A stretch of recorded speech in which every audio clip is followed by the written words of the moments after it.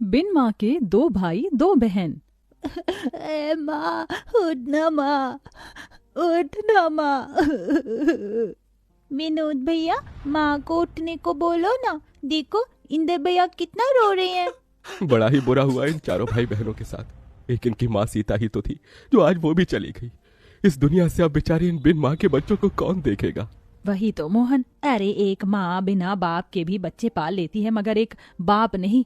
यूं तो ये दोनों भाई हैं, मगर हैं तो ये भी बच्चे। अब 10-12 बरस कोई उम्र थोड़ी है इनकी कमाने की। वहां खड़ा हर कोई उन बिन माँ के बच्चों को देखकर दुख जता रहा है। विनोद, इंदर, सुमन और राधा अपनी माँ की बेसुध पड़ी लाश को देखे जा रहे थे। सीता के पिता ने उसका हाथ रमेश जैसे गलत इंसान के हाथ में दे दिया। सीता को शादी के बाद पता चला कि रमेश पियक्कड़ है, मगर हर औरत की तरह सीता ने भी इस उम्मीद से कि एक ना एक दिन रमेश सुधर जाएगा, उसने इस रिश्ते को निभाया और 2 बेटी और 2 बेटों को जन्म दिया।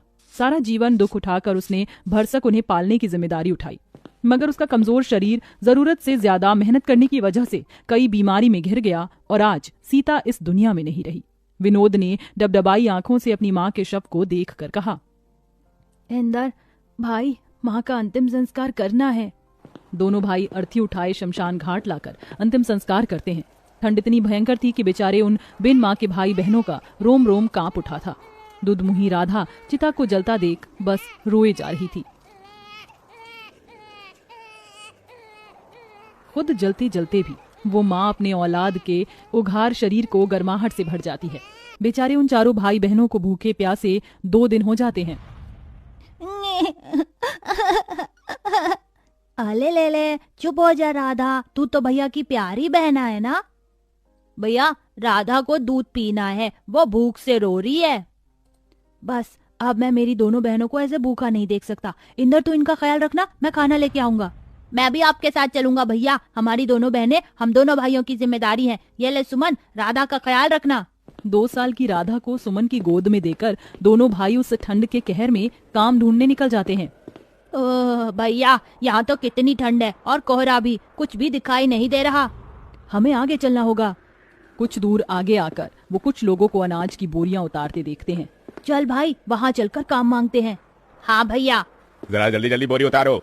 दोनों भाई रामनाथ के आगे हाथ जोड़कर खड़े हो जाते हैं। सेठ जी, हमें भी काम दे दीजिए। मगर बच्चों, तुम तो अभी बहुत छोटे हो और ये बोरियां उतनी ही भारी हैं, उठा पाओगे तुम? तभी दोनों की आंखों के सामने अपनी बहनों का भूखा चेहरा आ जाता है। हाँ सेठ जी, हम उठा लेंगे, क्योंकि इस वक्त हमें अपनी दोनों बहनों के लिए खाना लेकर जाना है। रामनाथ दोनों को काम दे देता है। ठंड में बोझा ढोके खाना लिए वो घर जाते हैं और अपनी बहनों को पेट भर कर खिलाकर खुद भूखे सो जाते हैं। ऐसे ही 15 साल बीत जाते हैं। विनोद, इंदर, ये लो तुम्हारी आज की दिहाड़ी। कितने हैं सेठ जी? दोनों के मिलाकर पूरे 2000 हैं। बहुत बहुत शुक्रिया सेठ जी। विनोद, कितनी बार कहा है मुझे सेठ जी मत कहा कर, काका कहा कर। कितने छोटे से आए थे तुम यहाँ, 15 साल बीत गए। तुम दोनों भाइयों की वजह से मेरा कल का छोटा सा गोदाम राशन मिल बन गया है। खैर, पिछले 2 दिन से तुम घर नहीं गए। जाओ, तुम्हारी दोनों बहनें चिंता कर रही होंगी। चलो भैया, घर चलते हैं। तभी उन्हें जाता देखकर रामनाथ ने कहा, इन दोनों भाइयों को देखकर लगता ही नहीं है कि ये बिन माँ के बच्चे हैं। खुद पर दुख उठाकर अपनी दोनों बहनों को पढ़ाया लिखाया। ईश्वर ऐसा भाई और ऐसी औलाद हर माँ को दे। राधा, सुमन, कहाँ हो हमारी प्यारी बहनों? विनोद भैया, इंदर भैया, कहाँ थे आप? दोनों को देखो तो, मुंह कैसे मुरझाया हुआ सा है। अरे वो सब छोड़ो और ये देखो, हम तुम दोनों के लिए क्या लाए हैं। क्या लाए हैं भैया? अरे ये तुम दोनों के लिए 2 जोड़ी सूट और ये स्वेटर। भैया, इसकी क्या जरूरत थी? कितनी ठंड पड़ रही है और आप हर दिन ऐसे ठिठुरते हुए जाते हैं काम पर। हर बार हम दोनों बहनों के बारे में सोचते हैं, अपने तन पर एक जोड़ी स्वेटर भी नहीं खरीदते। आप नहीं जानते भैया, आप दोनों जब कांपते हुए काम पर जाते हैं ना, तो हमें बहुत दुख होता है। कहते कहते सुमन रो देती है। अरे पगली, रोती क्यों है? तुझे पता है तुम दोनों हमारे जिगर का टुकड़ा हो। हम तुम्हारी आंखों में आंसू नहीं देख सकते, इसलिए तुम्हारे गरीब भाई खुद ही दुख उठाते हैं। तभी डबडबाई आंखों से राधा कहती है, भैया फिर कभी खुद को गरीब ना कहना। सच कहती हूँ, ये हमारी तकदीर है जो आप दोनों हमारे वीर हैं। आप दोनों की परछाई में हमने हमेशा माँ को देखा है। आज भी याद है हमें, मुझे और सुमन दीदी को पेट भर खिलाने के लिए आप दोनों कैसे भूखे रह जाते थे, हमें पढ़ाया लिखाया। भैया, अब आप दोनों शादी कर लीजिए। नहीं सुमन, जब तक तुम दोनों का घर नहीं बस जाता तब तक हम भाई शादी नहीं करेंगे। तभी दारू के नशे में धुत रमेश घर में घुसा। ए विनोद, चल मुझे पैसे दे, मुझे दारू पीना है। शर्म नहीं आती आपको? आपकी इसी दारू की आदत की वजह से हमारी माँ दुनिया से चली गई और हम बिन माँ के हो गए। चले जाओ यहाँ से। ऐसे ही दिन बीतते गए और दोनों भाई राधा और सुमन के लिए रिश्ते देखने लगे। फिर एक दिन बड़ी सी गाड़ी उन बिन माँ के गरीब भाई बहन के द्वार पर आई। आइए वसुंधरा जी, मुझ गरीब भाई की कुटिया में आपका स्वागत है। इंदर, जाकर राधा और सुमन को ले आ। वसुंधरा दोनों की सादगी देखकर उन्हें पसंद कर लेती है। विनोद, मुझे तुम्हारी बहनें पसंद है। तुम बस शादी की तैयारी करो, मैं जल्दी अपने बेटों की बारात लेकर आऊंगी। माँ जी, मेरी आपसे एक विनती है। आप तो जानती हैं हम दोनों बिन माँ की बेटियां हैं। हमारे भाइयों ने बड़ा दुख उठाकर हमें पाला है। हमारे भाई दहेज नहीं दे पाएंगे। ये सुनकर दोनों भाइयों की आंख से आंसू छलक जाता है। बेटी, मुझे कोई दहेज नहीं चाहिए, चलती हूँ। ऐसे ही दिन बीतते हैं। इधर शादी का दिन पास आया है तो वहीं ठंड कई गुना बढ़ जाती है। भैया, आज आपकी तबीयत बिल्कुल ठीक नहीं लग रही है। हाँ भैया, लगता है आपको ठंड लग गई है। आज आप आराम कीजिए। नहीं इंदर, अभी बहनों की विदाई के लिए पैसे जोड़ने हैं, मैं घर पर नहीं बैठ सकता। ये कहकर उतनी ठंड में भी विनोद काम पर चल देता है। अब वह दिन भर बोरी ढोते और फिर बचे वक्त में जूते साफ करते तो कभी मलबा ढोते।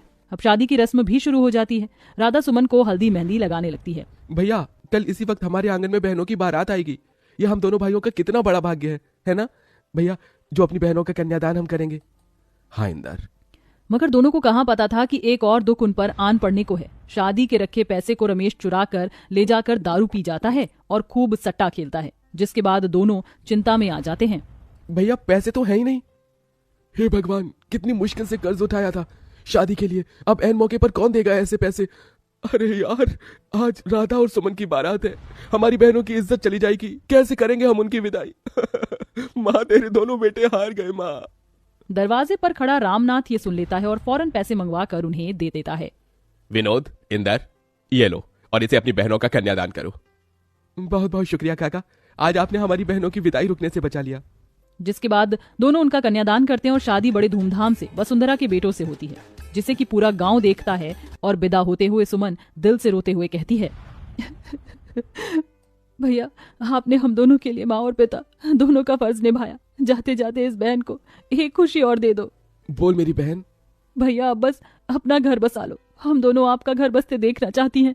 थोड़े ही दिनों बाद दोनों भाई भी शादी कर लेते हैं और चारों बहन भाई अपने अपने जीवन में खुशी को पाते हैं। कहते हैं इस दुनिया में माँ की जगह कोई नहीं ले सकता, मगर इंदर और विनोद जैसे भाई जिस भी गरीब बहन के भाग्य में हो तो माँ और पिता दोनों का रूप मिल जाता है।